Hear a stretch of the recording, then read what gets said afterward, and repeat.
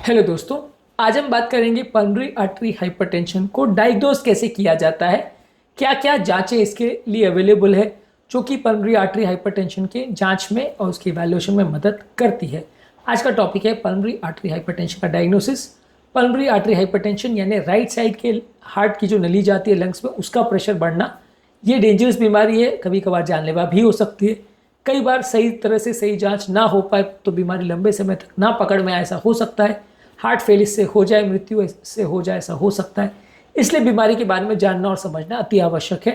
आज का topic important है, इसलिए इसे एंड तक देखिएगा। टॉपिक पर जाने से पहले जो लोग हमारे चैनल पर नए हैं उन्हें रिक्वेस्ट करूँगा कि चैनल को सब्सक्राइब करें, वीडियोस को लाइक करें, शेयर करें, फॉलो करें, कमेंट करें, पूरा देखें। चलिए शुरू करते हैं इंपॉर्टेंट वीडियो।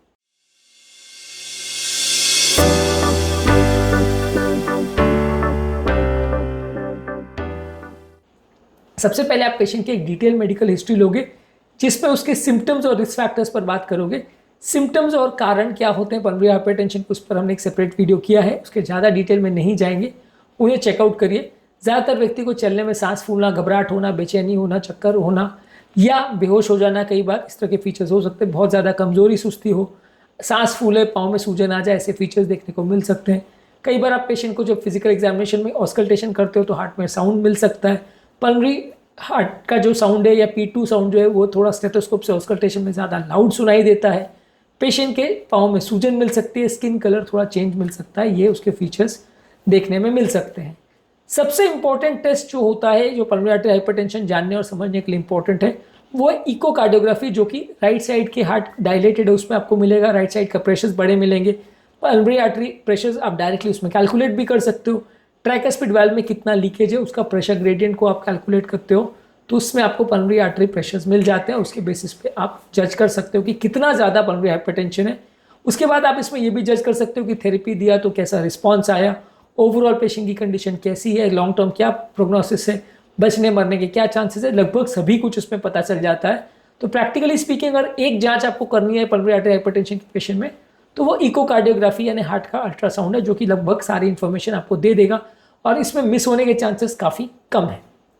इसके अलावा ECG यानी इलेक्ट्रोकार्डियोग्राफी, जिसमें इलेक्ट्रिकल एक्टिविटी ऑफ हार्ट का देखते हो, इसमें कुछ साइंस आपको मिल सकते हैं, जिसमें राइट हार्ट डायलेटेड मिल सकता है, RV हाइपरट्रॉफी के साइन मिल सकते हैं। बहुत ज़्यादा सेंसिटिव स्पेसिफिक नहीं है, एटलीस्ट इको जितना एक्यूरेट नहीं है, पर यह भी काफ़ी एड ऑन इन्फॉर्मेशन देता है जिससे आपको काफ़ी चीज़ें पता चल सकती हैं।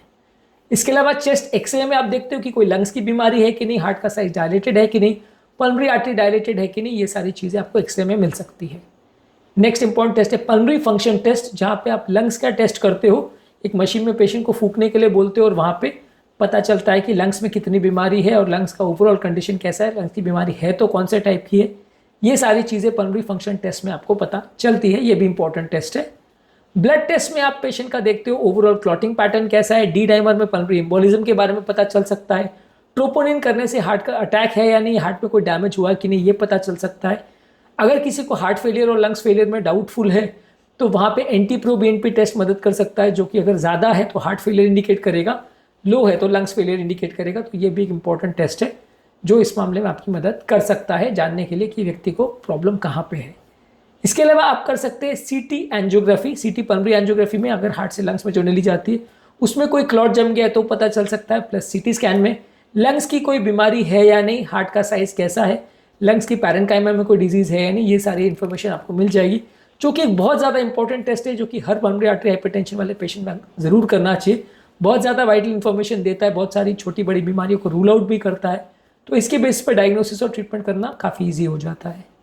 इसके अलावा कुछ केसेस में आप राइट हार्ट कैथेटराइजेशन करते हो, जिसमें कैथ लैब में एक कैथेटर आप राइट एट्रिया और राइट वेंट्रिकल के थ्रू पल्मोनरी आर्टरी में लेके जाते हो और वहाँ का प्रेशर डायरेक्टली मेजर करते हो प्रेशर सेंसर द्वारा, तो उससे आपको पता चल जाएगा कि पल्मोनरी आर्टरी का एक्चुअल प्रेशर कितना है। जब डाउटफुल केस है जहाँ पे आपको इकोकार्डियोग्राफी और CT स्कैन द्वारा समझ में नहीं आ रहा है कि प्रेशर कितना है, तो ये सबसे बेस्ट और गोल्ड स्टैंडर्ड मेथड माना जाता है, जिसमें सबसे एक्यूरेट प्रेशर असेसमेंट हो सकती है कि वहाँ पे प्रेशर कितना है और उसके बेस पे ट्रीटमेंट प्लान किया जा सकता है। पर ये थोड़ा सा कम्बरसम है, इन्वेजिव है, हर केस में नहीं करते हैं, जहाँ ज़रूरत है वहीं पर करते हैं।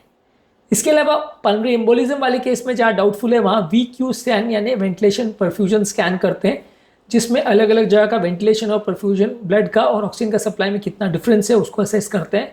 तो पल्मोनरी एम्बोलिज्म के लिए इंपॉर्टेंट टेस्ट है। पल्मोनरी आर्टरी हाइपरटेंशन का ये एक इंपॉर्टेंट कारण है। इसके अलावा एक टेस्ट होता है 6 मिनट वॉक टेस्ट, जहाँ पे 6 मिनट तक व्यक्ति को चलाया जाता है और उसका कितना डिस्टेंस वो चला वो देखा जाता है, उसको कितना सांस फूली, कितना ऑक्सीजन सैचुरेशन, ये सारी चीज़ें देखी जाती है। इसमें हम पेशेंट का ओवरऑल स्टैमिना और उसका बीमारी का लेवल, ये सारी चीज़ें जज कर सकते हैं। नेक्स्ट है जेनेटिक टेस्टिंग। अगर किसी व्यक्ति को पल्मोनरी आर्टरी हाइपरटेंशन है तो उसमें कौन सा म्यूटेशन की वजह से पल्मोनरी एम्बोलिज्म हुआ है उसको, या कौन से म्यूटेशन की वजह से पल्मोनरी हाइपरटेंशन हुआ, ये एनालिसिस कर सकते हैं पल्मोनरी आर्टरी हाइपरटेंशन के पेशेंट में जेनेटिक टेस्टिंग द्वारा। पर ये ज़्यादातर लोग नहीं करते हैं, बहुत कॉमन जेनेटिक इन्वॉल्वमेंट इस बीमारी में उतना नहीं होता। इसके अलावा अगर किसी व्यक्ति में स्लीप एपनिया आप सस्पेक्ट कर रहे हो कि स्लीप एपनिया की वजह से पल्मोनरी हाइपरटेंशन हुआ है, वो मोटा व्यक्ति है, तो वहाँ स्लीप स्टडी कर सकते हो। वो पॉलीसोम्नोग्राफी इसको बोलते हैं, जिसमें स्लीप के दौरान मशीन कनेक्ट करके व्यक्ति का स्लीप पैटर्न को असेस किया जाता है और इससे आपको इंपॉर्टेंट क्लूज मिल सकते हैं कि व्यक्ति को स्लीप एपनिया है या नहीं, और स्लीप एपनिया अगर है तो कितना सीवियर है, उसके बेसिस पे आप ट्रीटमेंट स्ट्रैटेजी डिसाइड कर सकते हो। तो आज के टॉपिक में हमने बात करी पल्मोनरी आर्टरी हाइपरटेंशन के डायग्नोस्टिक पैटर्न पर, कौन कौन सी जांचें इसके लिए अवेलेबल है और उसकी क्या इंपॉर्टेंस है, इस पर हमने बात करी। इसके अलावा पल्मोनरी आर्टरी हाइपरटेंशन के ट्रीटमेंट पैटर्न पर, इसके ओवरव्यू पर और उसके लिए टिप्स पर हमने सेपरेट वीडियोस किए हैं, जो कि आप हमारे चैनल पर देख सकते हैं। उम्मीद करूँगा कि आज के टॉपिक में कुछ नया जानने को मिला होगा। जो लोग हमारे चैनल पर नए हैं उन्हें रिक्वेस्ट करूँगा कि चैनल को सब्सक्राइब करें, वीडियोज़ को लाइक करें, शेयर करें, फॉलो करें, कमेंट करें, पूरा देखें। Thank you.